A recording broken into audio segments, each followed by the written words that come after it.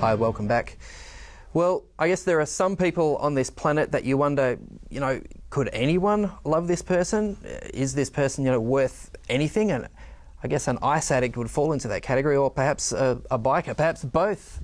Mathew Kratiuk. G'day, Ken. How are you? Thanks for being here. Thanks, mate. Sorry, that wasn't a very complimentary way to introduce you, was it? Mate, look, it's very true. I was, I'm quite happy to admit I was probably one of the furthest things from relationship with God, and I got to a point where whole of society had deemed me as completely unlovable. Yeah, well, so we talk about this ice epidemic, that's just destroying lives around Australia. You were right in the thick of that. 15 years. Absolutely, yeah, mate. 15 years. I was, a meth user. I would smoke probably $2,000 worth a week for 15 years straight. That's incredible. Yeah, it's phenomenal. I don't even make $2,000 a week. I don't even want to do those figures. It's remarkable. So, and dare I ask how you funded that? Just completely with crime and selling drugs, kicking people's doors in, sticking guns in people's faces, extorting people, doing all sorts of really horrible stuff, whatever it took, One thing that really surprises me about your story, Matty, is that ice is such an awful drug that even the bikers don't want you to take it. Absolutely. And you were booted from your club when they discovered you were using it. 15 years of ice abuse later, and by this stage I was completely out of control. I was a concoction of lack of sleep, lack of nutrition, steroids and ice. I'd be awake for weeks at a time, and I was out of control. And, contrary to people's understanding of this, every outlaw motorcycle club in Australia has banned that drug to be taken by their members. Every single club in Australia. Happy for you to sell it and make a killing in more ways than one. I can't comment on that. I can comment that I will definitely say that I was selling it. Yeah. Okay. And that wasn't necessarily with the club's knowledge. Wow. Massive. So I mean, there you are. So I guess looking for acceptance, looking for somewhere to belong, and if you can't get accepted by an outlaw motorcycle club, that's sort of, pretty sort of bottom of the barrel stuff, isn't it? Mate, I was out of control, completely out of control, and I went, look, I understand an example needed to be made. I understand that, and I was that example. But yeah, that doesn't take away the fact that it was extremely painful, physically, emotionally, mentally. I went from being, this egotistical maniac that was, known everywhere, to being then just a drug addict in the middle of nowhere, on the other side of the country, and I was in hell. I decided it's time to go. I'd pushed everyone out of my life. There was no one left, and I decided it was time to kill myself. Wow. Yeah, so I actually had a gun that I'd stolen from a drug dealer's house, and I put the gun to my head, I clocked it back, and I stuck it to my head, and unknowingly to me then, what I do know now, obviously, is I was literally standing at the doors of hell for eternity. I was there. The doors were opening. Satan was sitting there going, "You little ripper, come down here," and God intervened. How? Mate, what happened? I actually saw, just as I was about to pull the trigger, I actually saw a vision, an image of my mother and my little brother, and I hadn't thought about them. Hadn't even thought about them for years and years and years, just in my addiction and my own selfishness and all that stuff. And suddenly I saw their faces, and they just were so devastated. I can't explain it.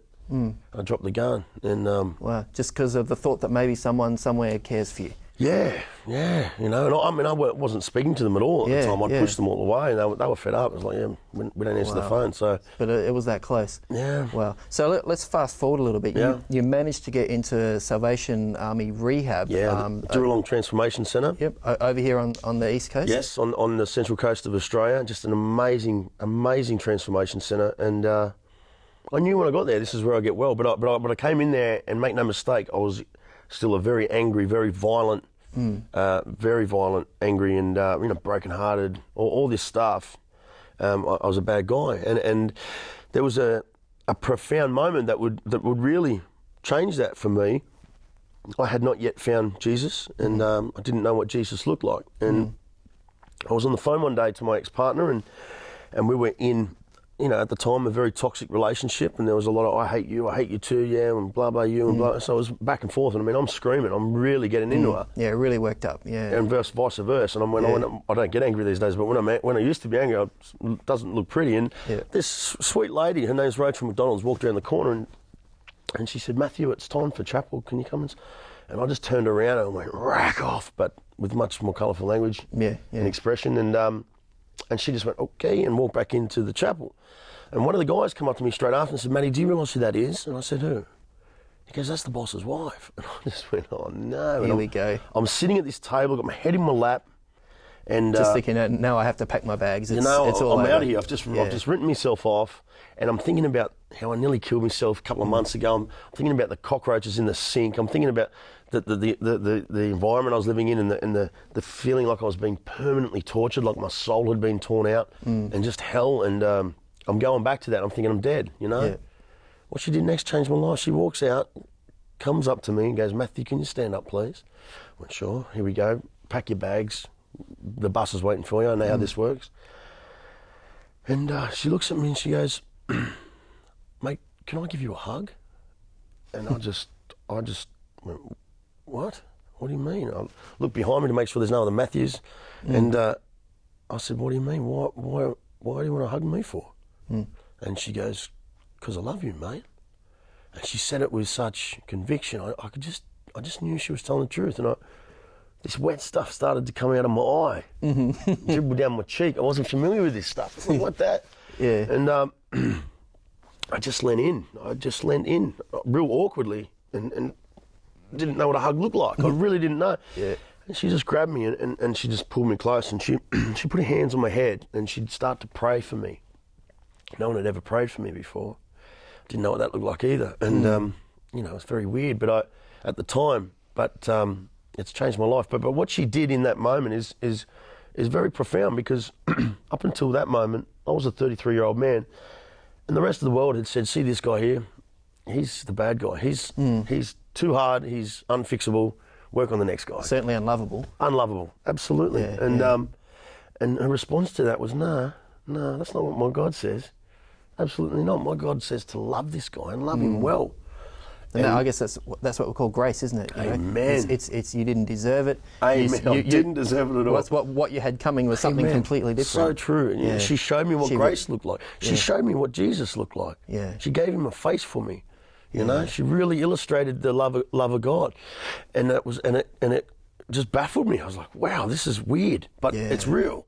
And what she did in that moment is she broke down a 33-year brick wall with bringing forth steel. She just busted it down like, she may as well have flicked it over in the name of Jesus. It's a pretty intensive program, the Salvation Army. What, 10 months or something? Or I did it for 11 months. 11? An amazing, life-changing program. So how long have you been clean now? That's probably a couple of years now, just under a couple of years. And I just can't tell you how much since receiving Jesus into my life, my life's exploded, man.